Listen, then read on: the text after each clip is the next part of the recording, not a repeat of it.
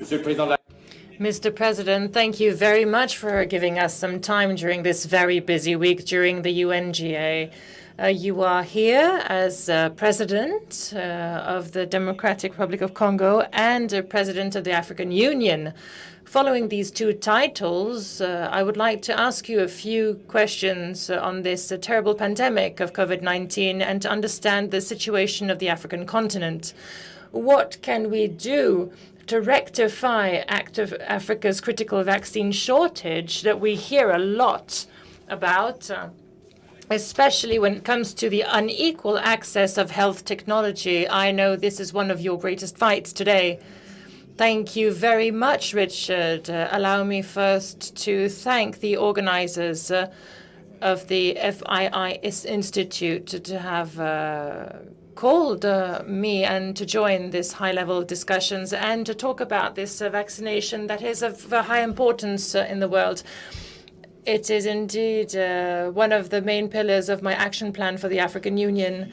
I would like to also salute the leadership of Monsieur Lassir Al-Roumayan, the president of the FII Council, when it came to mobilizing resources and partnerships, as well as private and public partnerships, when it came to public health and economic growth. In the name of the African Union that I represent here today, I would like to thank you warmly. As you said it, according to the world, Africa is late. And it can be very worrying, especially when it comes to vaccinating our population against the COVID-19. Over 5 million doses of vaccination have been distributed in the world. The statistics in Africa only represent the fact that Africa, with a population of 1.3 billion inhabitants, we have only benefited of 100 million doses, which is very unequal and very weak because it only represents 3% of the population that is vaccinated today. Indeed, we can note here that there are improvements when it comes to health coverage across the continent. Today, in Africa, we know that we have been able to vaccinate 39 million people in Africa, equal to 1% of the world population. Now, this sad realization only pushes us to find new ways in order to face the unequal or the scarcity of these vaccinations. Now, in my opinion, this vaccination against COVID-19 must be a common good, must be distributed equally to the world and remain accessible to the entire population. And the rich countries have the obligation, the moral obligation, to transfer the technologies and lift all patents that hold us from using it. Everyone needs to be able to have access to it, and it's the only way we can manage global immunity and help the planet Earth. The second channel, when it comes to the African Union, I think we need to reinforce the current dispositions in place, the infrastructures that currently exist. We initiated the COVAX mechanism that allows all the countries of the continent to access the vaccination against COVID. We are currently working with the World Health Organization and Gavi to put in place the special fund of vaccine acquisitions, AVAT, equally, and there is a major initiative to develop local production of vaccinations in Africa. And for the African Union, we hope to have at least 60% of our population, 60% of vaccination circulating in Africa, while today the production is only at 1%. The third channel of thought for each country of the African Union, we have strongly encouraged each country to develop strong national strategies and vaccination campaigns. Certain countries like Morocco, South Africa, or Botswana have accomplished incredible progress.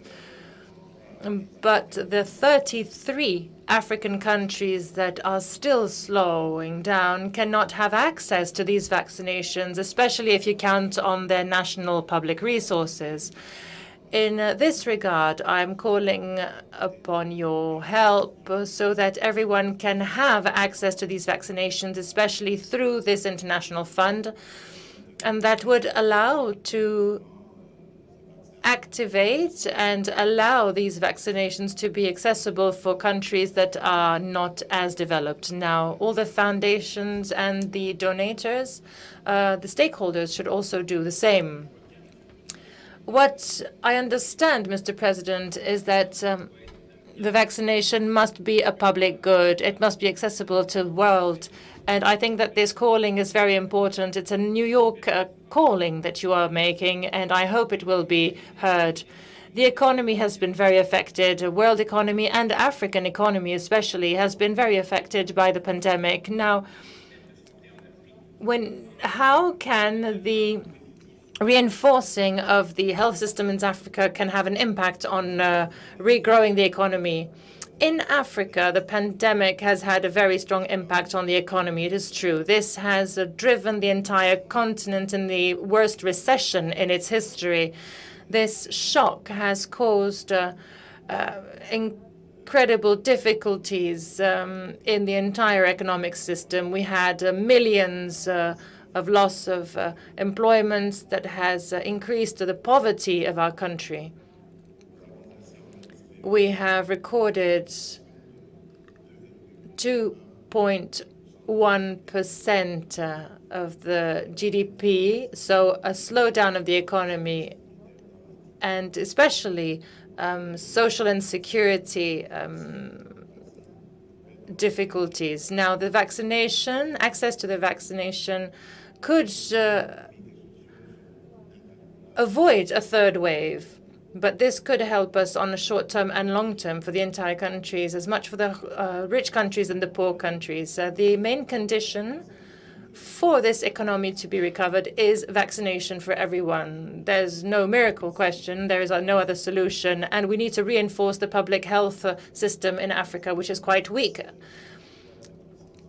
This must be through the green growth and the rule of law and the green economy. These are the three solutions we are looking at. Now, to bounce back on what you just said, Mr. President, how can Africa leverage its unique multilateral institutions and its biggest wealth, which is its human capacity, in order to build a stronger future and a future more serene?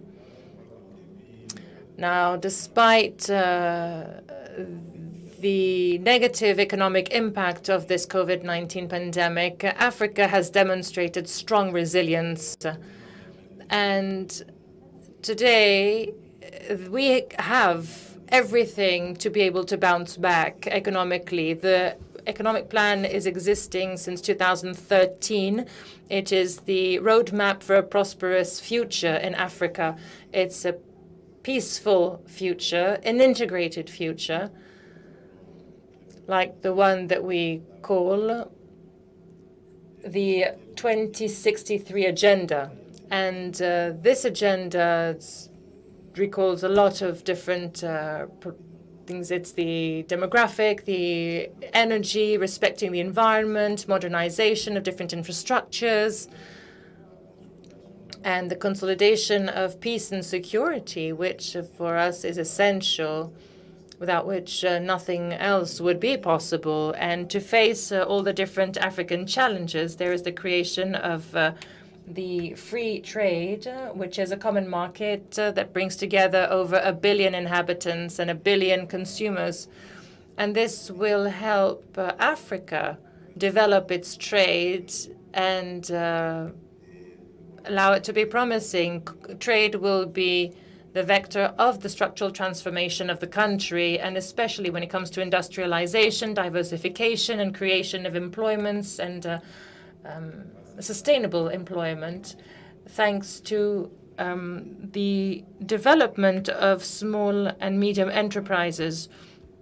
Only then will the youth be able to enjoy of a new rebound of economy? You know that Africa has a majority of youngsters. Women will also play a very important role in this economic growth because they are an asset to human capacity when it comes to trade in Africa. We definitely need to invest in education and training of these youngsters, and especially in taking responsibility and empowerment of women.